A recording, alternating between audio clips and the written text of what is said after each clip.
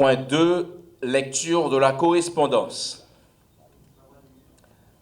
Assemblée nationale, note à l'attention des honorables sénateurs et députés de la 50e législature.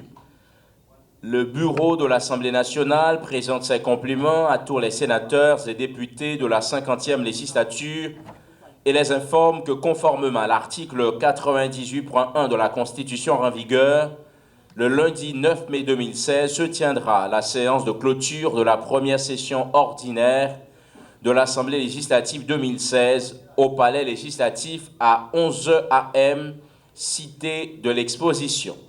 Le bureau de l'Assemblée nationale saisit l'occasion pour renouveler aux honorables parlementaires l'expression de sa haute considération. Faite au Palais législatif à Port-au-Prince, le vendredi 6 mai 2016, pour le bureau, député Scholzer Chancy, président de l'Assemblée nationale, sénateur Ronald Larèche, vice-président de l'Assemblée nationale, tenue vestimentaire, les députés costumes blancs et cravate noire, les sénateurs costumes noirs et cravate noire. Heure d'arrivée au Parlement, 10 heures. Me voici devant votre auguste assemblée pour déposer, en conformité aux dispositions légales en vigueur, un projet de loi de finances rectificative pour l'exercice fiscal 2015-2016. Ce budget rectificatif est rendu nécessaire du fait que le budget initial, actuellement en exécution, ne permet pas au gouvernement récemment installé, depuis tantôt un mois, de répondre adéquatement aux nouvelles réalités de l'heure.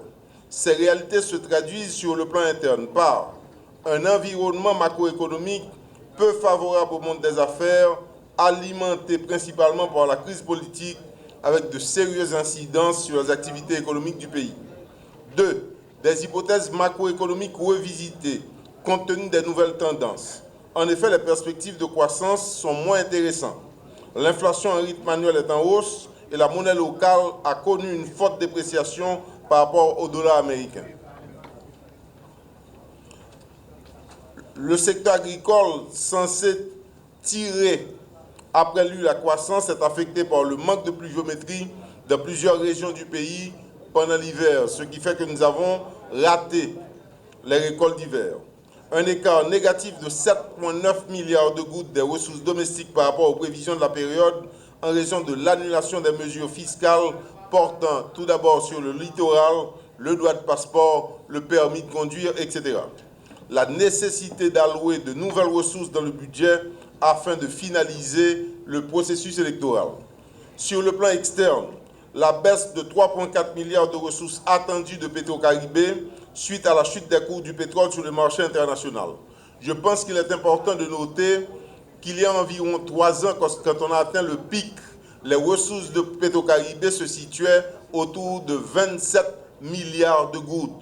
Aujourd'hui, elles sont seulement de 3 milliards. Et il est important que tout le monde le retienne.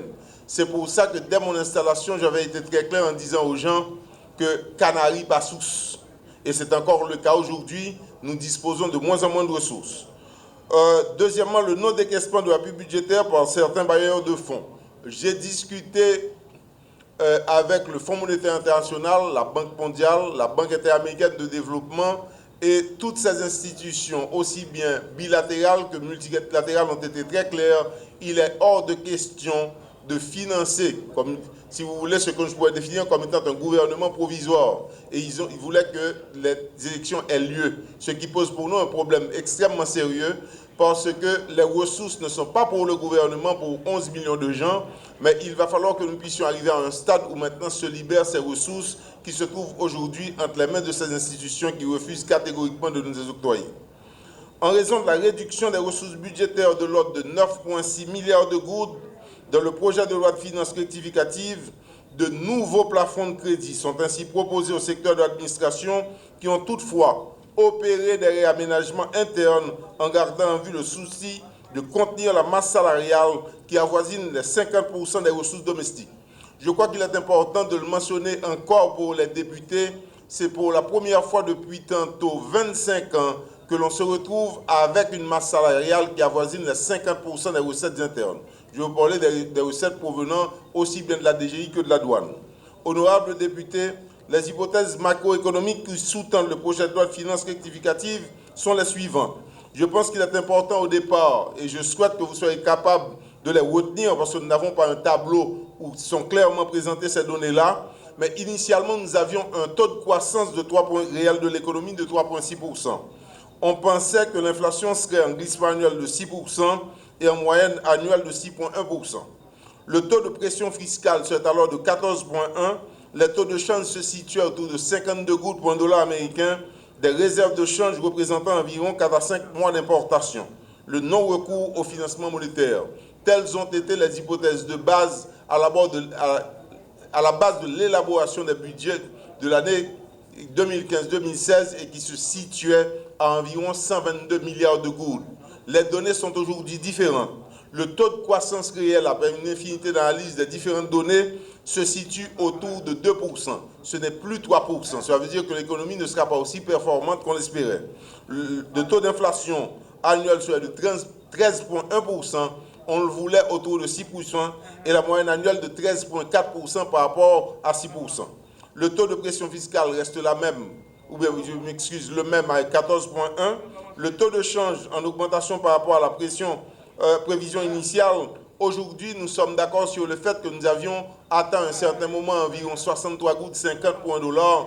On a non seulement une stabilisation, mais une petite appréciation de la goutte par rapport au dollar, qui hier était encore à 61 gouttes 85 à la vente.